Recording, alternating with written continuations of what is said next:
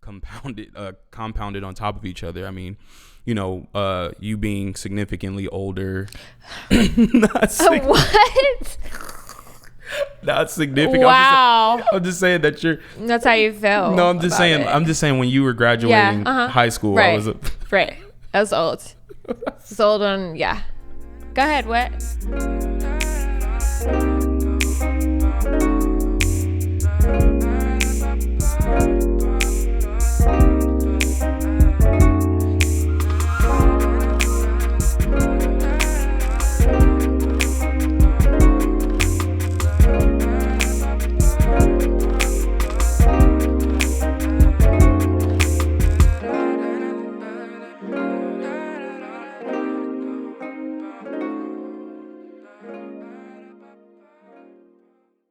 What's up, everybody? This is Anthony Rogers here with my wife, Morgan Rogers. And this is the Great Purview podcast / video cast. This is our 4th episode. We're so excited to be here. If you've been tuning in with us, we're so glad that you've been consistent, unlike the other flakes who flaked off. No, I'm just kidding.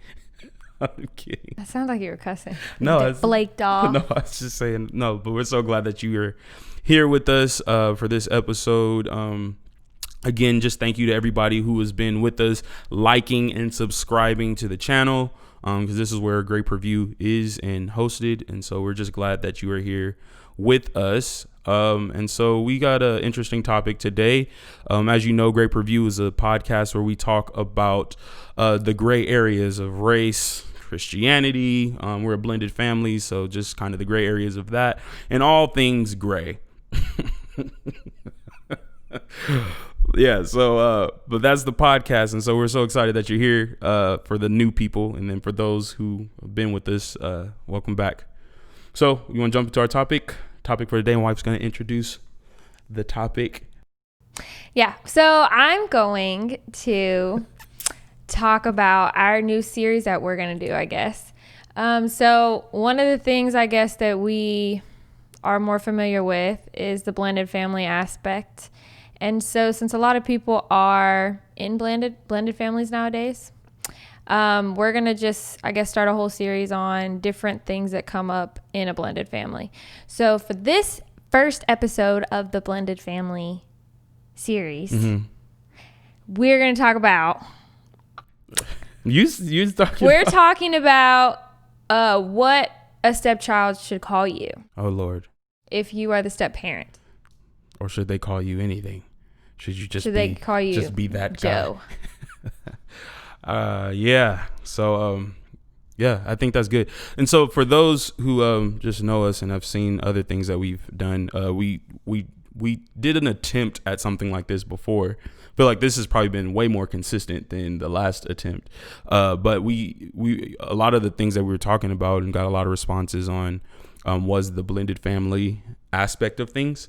And so, I think it's important that we integrate that into who we are. Like my wife said, this is kind of where we've sat, and we've had to wrestle through a lot of things and continue to wrestle through things. And so what should your stepchild call you?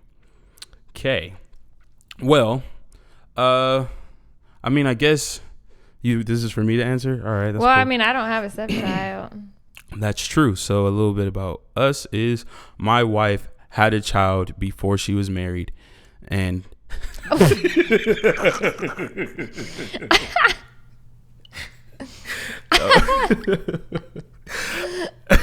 were gonna say to me, and then you're just like, period. My wife had a child before she was married, so there. No. My wife had a child before we got married, and a lovely boy, our lovely son. And so entering into that relationship came with its own unique challenges, not just the being married part of it, but also what does it mean to be a stepfather? And so I guess a little bit of that history is, so we dated and everything like, a normal couple does before they enter into marriage. And my son, or our son, Jaden, he called me by my name up until we got married, which is Anthony. That's your name. My name still is Anthony. And you know, I think we had that conversation a couple times before we got married, but I just didn't. I don't know that there's a real right way to. Who had the conversation? You and me? You and I. Didn't we? I feel like we had like a little bit of a conversation. I mean, just kind of like how do we make that happen? Or I don't make it happen. I mean, well, I just don't know that. I feel like it was an organic conversation and not something was forced. I feel like on some level, you know, I just feel like it's just one of those, I don't know, like late night conversations where it's like, so what would you want to be called? Or maybe I brought it up. I don't remember how it got brought up specifically, but I'm sure we've had that conversation before it happened. So long ago. It was. We've been married so long. Well, I mean, we've been together for a minute, for a little minute, but it's a bit. But I mean, it's a minute. Well, okay. So maybe some background is I grew up in West Virginia. That's where I had Jaden. And then when we moved to Houston and he moved to Houston, Anthony moved to Houston. I don't know when he moved, honestly. I don't know when he moved. I moved here in 2011. So we didn't know each other. Yeah. And after some time and both of us being in Houston, we ended up meeting. So Jaden's our son's biological father lives in West Virginia. Mm-hmm. And he does have a relationship with his father. He sees him. We don't have like a formal like arrangement. Well, we don't have the court involved. Mm-hmm. So we just have agreed that whenever's possible, like what's feasible with school and all that we facilitate him going out there. And so I think part of I think what we should be clear about is we don't have I say it's not a weird relationship with my son's dad in West Virginia. So I don't think it's awkward or weird. We haven't been together for 12 years, 11 years. We separated, split up, broke up like a year after Jaden was born. And he had a new girl. They had a baby together. And so there's no like, I think some people still have these lingering feelings or something for their exes. And I don't have any of that. He doesn't have any of that. So it's not, there's no animosity either. And like, I guess too, because we don't have courts involved, it's not like you better pay me this. And we don't have any of that, those problems or stressors. Yeah. I mean, I feel like, you know, you made it clear that you worked hard to do that. To do what? To like make sure that relationship was stress free and drama free as much as it could be. For you or for Jaden? For all parties involved. I feel like you've probably taken the brunt of that stress by having to sacrifice whatever you've sacrificed to get to that point. But I also think that, you know, one of the things that you made very clear to me was like, you know, like, don't be coming in here stirring up drama because we done got, you know, I've done all this work on some level to get this situation right. You know, I think that's a part of just kind of your personality also, where it's like, I got a system. I thought you were being funny. I'm being, oh, you thought it was hee hee ha ha? Yeah, I didn't know that I came on that strong about it. What? You said it verbatim. Don't be coming in messing this stuff up. I mean, not like that, but I mean, it wasn't the first thing you said, like, hey, if we gonna be together, don't be messing up what's happening over here. It was more of just kind of like, whenever, you know, Jaden's father and I would get into like disagreements and stuff, because it wasn't peaches and roses, like whenever I came in, maybe we'll talk about this, and, you know, and this is why we're doing the blended family series, because I think that there's so much to talk about. There's so much to talk about as it relates to that. But I think that, you know, based on the topic, one of those things where it was like, you know, what Jaden's going to call you was kind of one of those trigger moments. I think, you know, up until then, you know, I don't know that you had been in a relationship that was like, I don't know, like solid, or you were like talking about being married. Do you think that that's true? Or? Yeah, I wasn't. And so I can see how it, you know, that wasn't, and it wasn't a huge factor in I guess Jason's life, Jaden's father, where it was something that like he had to have contention or kind of. Well, okay, so because Jaden's father and I have gotten along well for many years, and because we don't have any court involvement, it was always up to us to decide, like, okay, how is he going to get to West Virginia, because flights are involved, and so we would share costs on that, and so it was always like a very amicable situation. And because we got along and all of that, we both, I think, were looking at just what is best for the child. That's it. Yeah. And so when it came to what to call you, in my eyes, the analysis did not begin with Anthony and what Anthony wanted. Mm-hmm. Although I think that's where it began for you. Oh, for sure. Like, let me be 100% clear. That's exactly. Now, I will also say, let me be 100% clear that is exactly where my mind was at that time. But I will also say in the same breath, fast forward to where I am now, I recognize the immaturity in that thought process. Because you wanted him to call you dad because of how it would make you feel. Yeah, for sure. Whereas I was coming at it from, how is this going to be beneficial to the child? Because to me, I think that's ultimately the question. And every child is going to be different. Not every child is going to want to call a step parent dad or mom. Yeah, I think age plays a difference in that too. Yeah, I think it depends on when you came into the child's life and their relationship with their biological parent and the distance between them. And kind of the reason why I talked about how Jaden's biological father lives in West Virginia, he's far away, and we have like a good relationship, is because he was like on board with our son or Jaden having a dad in Texas, because he was like, I'm not there all the time, and he needs to have somebody that is a father to him out there. And I think that honestly is like one of the most mature, loving things that you could ever say as a parent, because I don't know how that feels to say, I'm not around and as much as I would want to be, and so have at it. Have him call you mom. Well, I don't know that I feel like, I don't know. This is my experience with that. Feels like to have the dad-like figure was different than him calling me dad.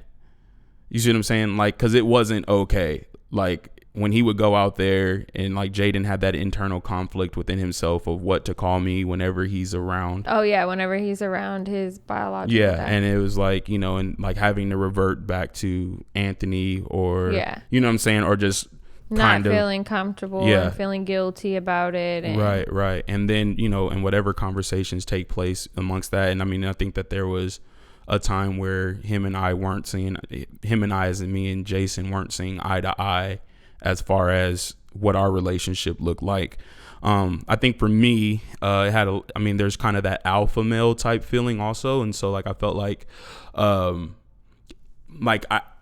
felt like the love couldn't be shared, where it was like, I feel like there was so many parts of wanting Jaden to call me dad. And some I think came out of healthiness, but I think others came out of more of control or more of feeling less than, where, which is why, and I feel like we'll talk about this later. And I said this the last time about why I don't really like the term stepdad, or stepson or stepmom or stepdaughter and stuff like that. I feel like, it could be a part of, my own insecurities, but I also think that, I think that it just feels a certain type of way, and just kind of the thought process on what that means when people say it.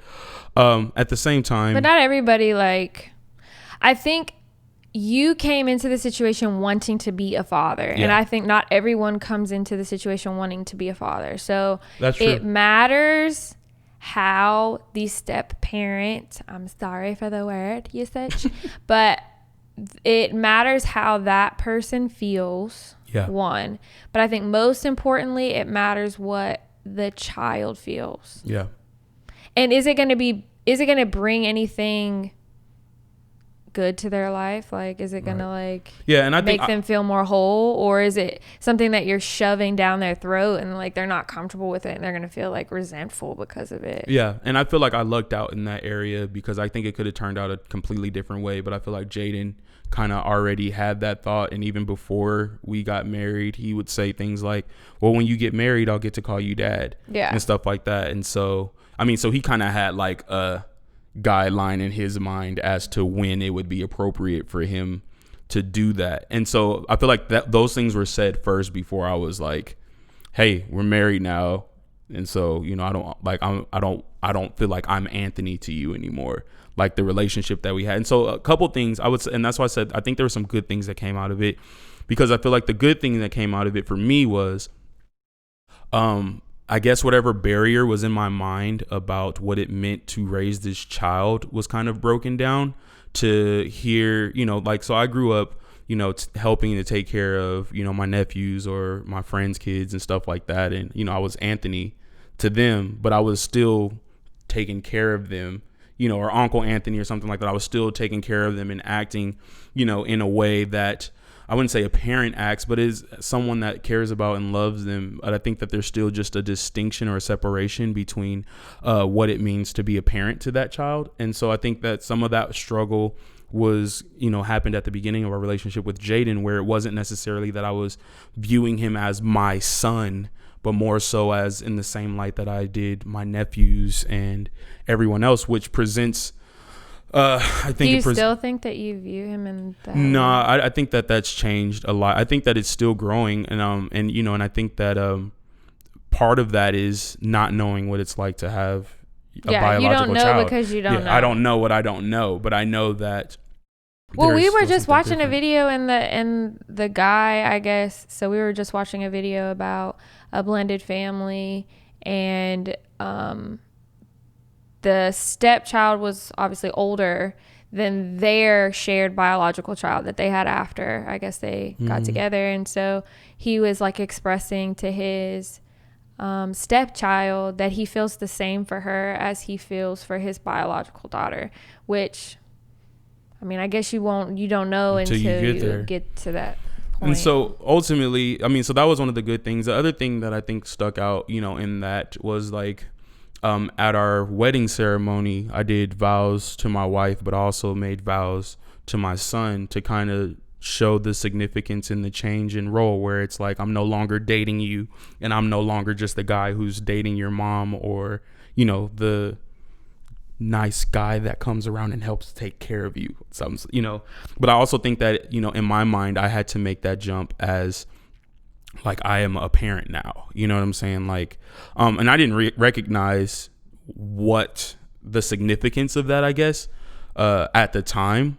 But coming back into looking at that, I mean, it makes all of your decisions kind of go through that, because you don't just have a commitment to, I don't just have a commitment to you as my wife, but I also have a commitment to my son and what that means. And those commitments sometimes have overlap, but sometimes those things look different. And I also think that, you know, part of that was, you know, so what was your experience like, because I feel like what I was going to say is, I feel like a part of that was how you felt about me being a dad in his life. You know what I'm saying? And so like, I feel like being called dad, it makes you, fully realize your responsibility. At least then, I can't say where I'd be now. Like, if, you know, if he was calling me Anthony up and, you know, after we got married and stuff like that, that I would feel any different or anything like that, because I don't know.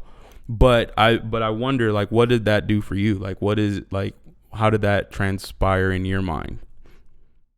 Like, did it change anything? You getting called dad change for me? Yeah, like, did it change your communication with him? Like, did you? It was like awkward, I think, for both of us at first, for Jaden and me at first, because we weren't used to hearing that word here. And so it was like because there's like a transition. It was like he wanted to say it, but sometimes he would forget, obviously, because he's not been saying that forever. And so I think it was like a little bit like you noticed it at first. Like I noticed it at first.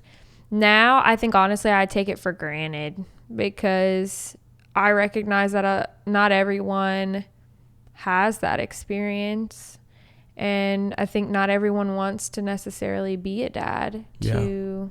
No, that's true. I think that a lot of times people get married because they love the individual that they're marrying, but not necessarily wanting to be, a father to a child. And for me, I knew I wanted both, and it was a blessing, but I also didn't recognize the tremendous amount of life change and responsibility that are required. I mean, also I got married pretty young now in retrospect.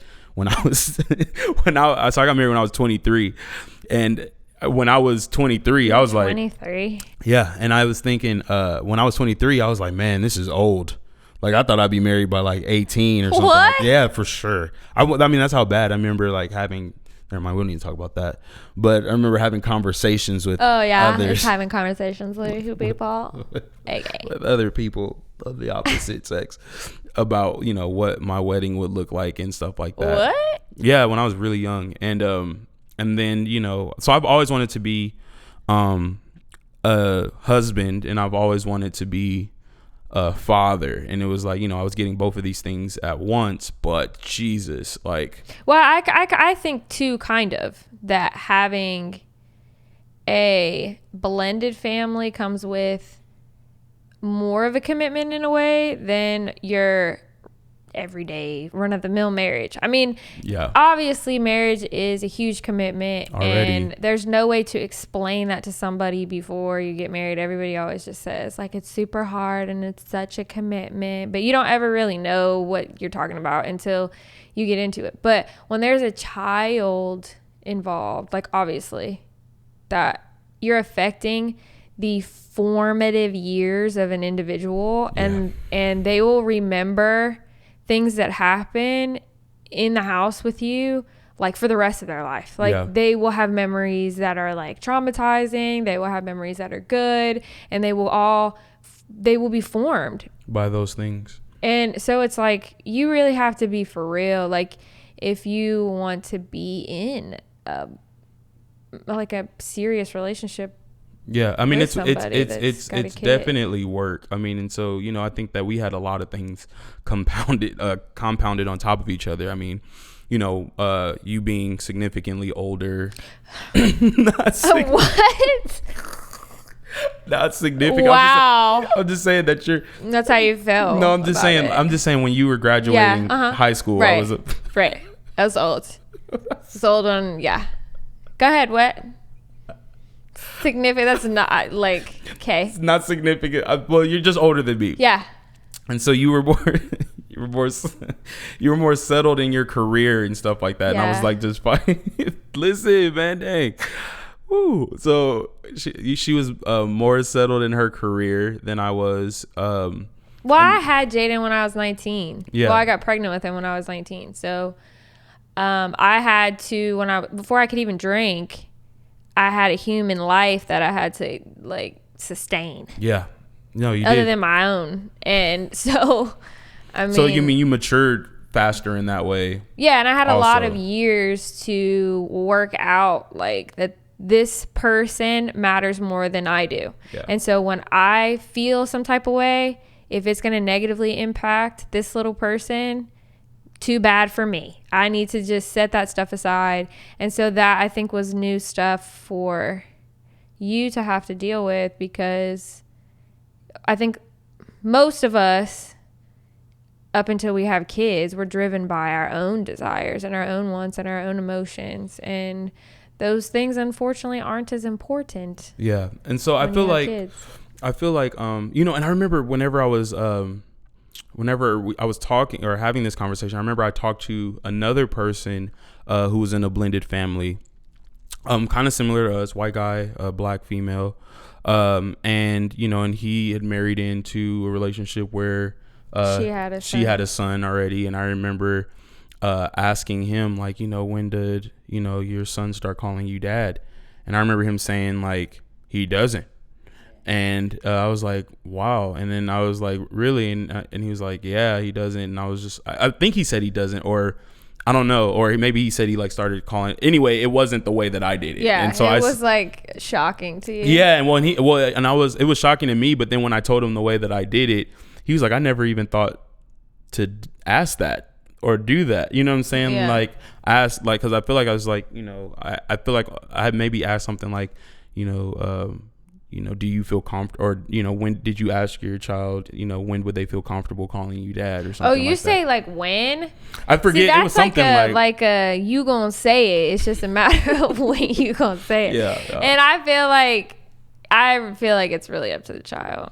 Yeah, no. Because that puts them in a really awkward situation, and that puts them in the middle of people that, I mean, they're not adults, so they can't be the mediator between. They can't like, that's a lot to figure out for. No, I agree. I think it is. I think it's a whole lot to figure out. I think my thought process then was, if we have another child, that child is for sure going to call me dad. Yeah. And that's not something that is like, so what do you want to call me? Do you want to call me dad? Do you want to call me Anthony? You want to call me Baba? You know what I'm saying? Yeah. It's like when I'm teaching my bio, and for me, it felt like that was a way for me to not separate my biological child from my bonus child.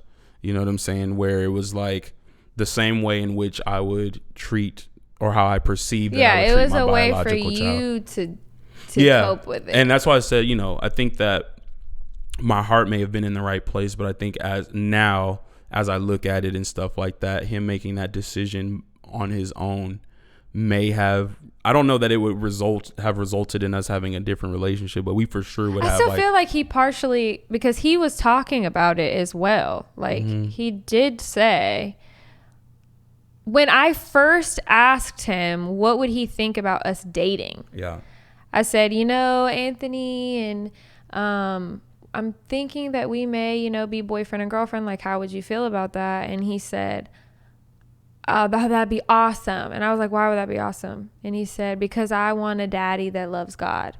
So he immediately was like, if y'all get together, y'all are gonna get married. Yeah, and then I'll be my dad. A dad here. Yeah.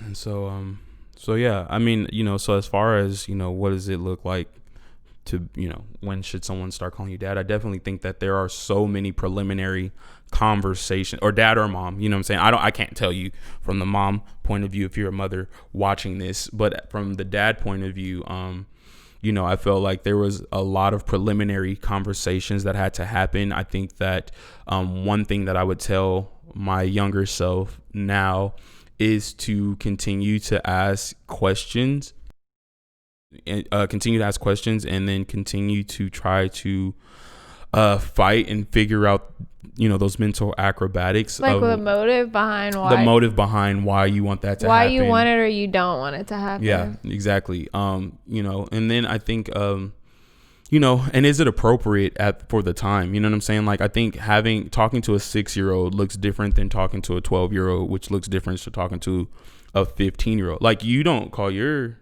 stepfather I don't call my stepfather dad, and I don't really know why. I haven't fully like processed all of that, but I was, I think, 12 whenever my mom and my stepdad got married. And so I think that probably plays a lot into it. Yeah. And I mean, and for me, like, when my mom had her boyfriend, I don't think I ever called him dad. But then my dad and his wife now, she's never been mom up until like recently.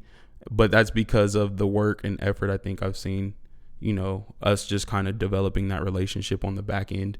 I mean, and she's just been in my life forever. And so it's just like, I mean, I didn't ask her if it was okay or not. I just forced it upon. I forced it upon all of my mothers.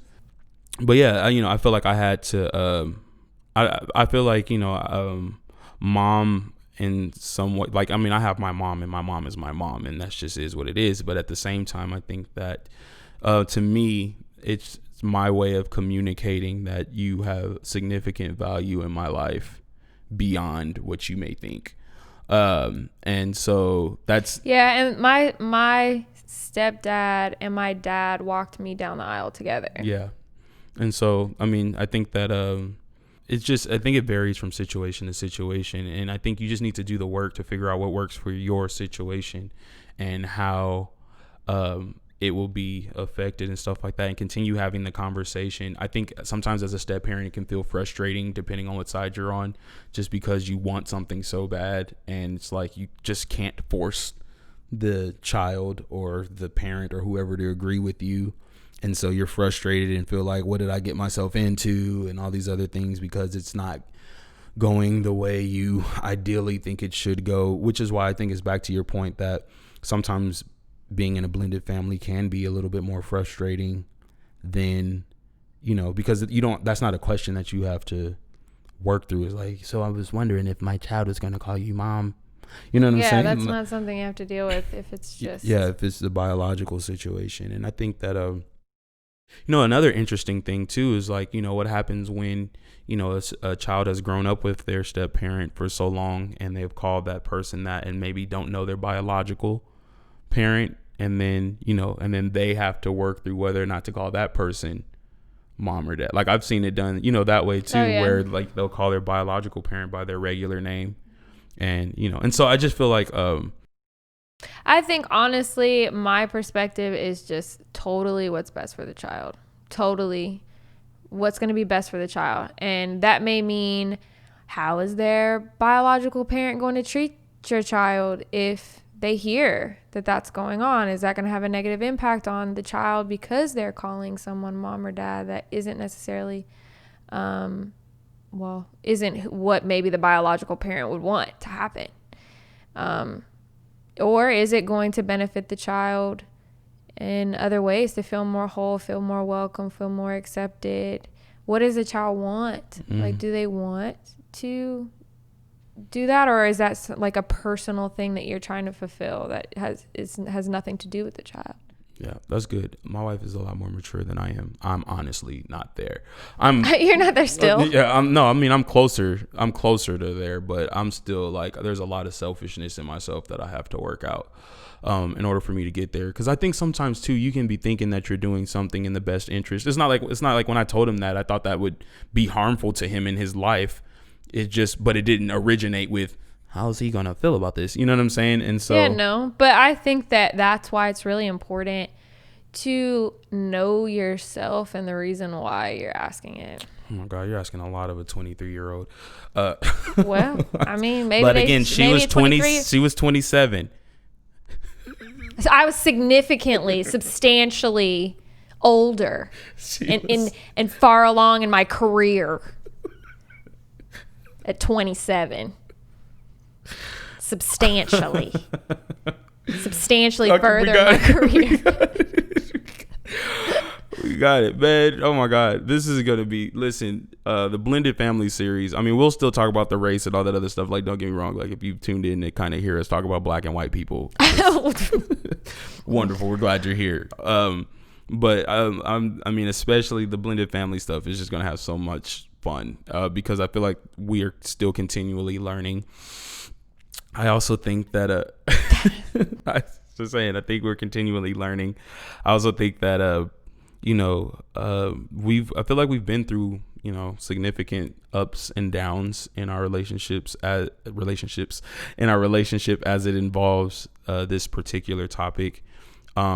This is hard for anybody. Yeah, it is.